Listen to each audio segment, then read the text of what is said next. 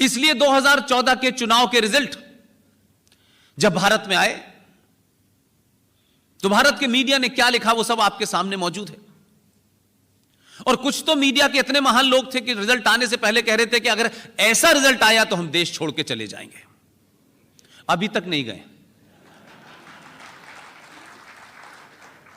लेकिन जो क्रक्स है वो क्या है? 2014 के रिजल्ट का कौन सी पार्टी जीती, कैसे जीती, ये बहुत छोटा करके उसको आंकना है। इसीलिए मैंने कहा कि आपके दौर में जब संचार क्रांति है, जब कम्युनिकेशन का दौर है, आप सेकंडों में पूरी दुनिया से कनेक्ट हो जाते हैं।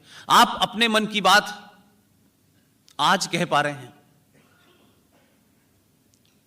क्या वजह है कि भारत के left media, right media, central media, ऐसा media, Hindi media, Urdu media, कोई वो बात क्यों नहीं कहना चाहता? न मंच से कहना चाहता है, न लिखना चाहता है।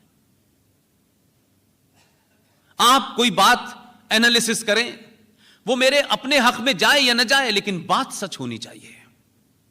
लेकिन हम अपने कद को और अपनी शख्सियत को पहले आगे रखते हैं, फिर सच को गढ़ते हैं।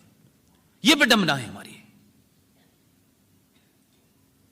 लिहाजा 2004 के चुनाव के बाद दुनिया की सबसे पुरानी डेमोक्रेसी ने, उस मुल्क के एक अखबार ने अपना एडिटोरियल लिखा।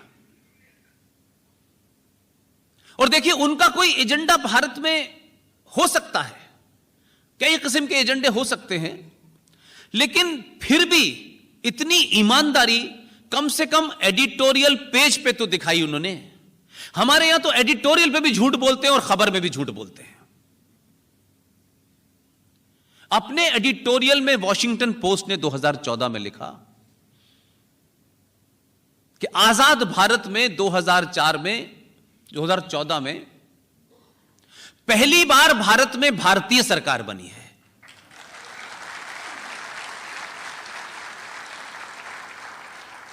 तो क्या इससे पहले भारत के लोगों की सरकार नहीं थी? क्या वजह थी कि आपके अपने ही देश के लोग जो सत्ता में आ रहे थे, लेकिन वो अपने नहीं लगते थे? समय समय पर जिस किस्म की राजनीति इस देश में हुई है, कुछ लोगों ने प्रधानमंत्री बनते ही एक खास किस्म की टोपी लगाना शुरू कर दी। उनके पास कम समय था, वो जल्दी में थे, तो उन्होंने टोपी नहीं लगाई, बल्कि एक गैर इस्लामिक काम किया। और इस्लाम के मानने वालों ने उनसे सवाल नहीं किया, क्योंकि इस्लाम के नाम पे कुछ झूठ, फरेब, गलत भी अगर मिल रहा है तो रख लो। 57 देश हैं, इस्लाम से चलते हैं, इस्लाम के मानने वाले रहते हैं। आपको वहां रुकने बसने की इजाजत नहीं है। लेकिन यह पहला हिंदुस्तान का सेकुलर रिपब्लिक देश है कि राजनीति की महत्वाकांक्षा और सत्ता में बने रहने की लालसा ने लोगों को मोहम्मद साहब के जन्मदिन भी मनाने के लिए छुट्टी घोषित कर दी है।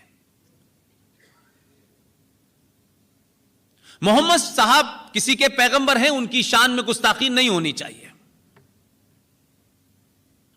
लेकिन मोहम्मद साहब की ना तो कोई कब्र है, और मोहम्मद साहब अपने दौर में सारी बातें कह के गए हैं कि उनकी कोई तस्वीर, कोई उनकी मजार नहीं होगी, और आज भी नहीं है।